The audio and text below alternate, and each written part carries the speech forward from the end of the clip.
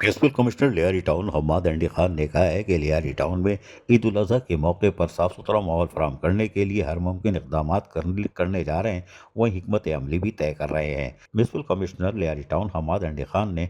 ये बात आज एक इजलास में कही, जिसमें secretary Sindh solid waste management board, director sanitation Mohammad Ali Baloch, director Zaheer Baloch और पाक इसा एडी इरफान शेख, लियारी जीएम राशिद बिलोच समेत एसओ ट्रैफिक पुलिस समेत मुतल्लिक़ अफसरान ने शिरकत की। जबकि इस मौके पर secretary Sindh solid waste management board Mubeen Shaikh भी खुसूसी तौर पर मौजूद थे। ताहम इस मौके पर इजलास के मौके पर लियारी टाउन में सफाई सुथराई समेत कुर्बानी की आलाइशों को बर वक्त ठिकाने लगाने और बादजा वहाँ से जरासीम कुश अद्वियात से मुकम्मल सफाई और इंतजाम के लिए ज़रूरी अहकाम जारी करते हुए municipal commissioner Lyari town Hammad एंडी खान ने कहा कि लियारी में हर साल की तरह इस साल अवामुन्नास को इनकी दहलीज पर बर वक्त सहूलियत फराहम करना हमारी जो तरजीह है, उसमें किसी किस्म की हम गफलत बर्दाश्त नहीं करेंगे।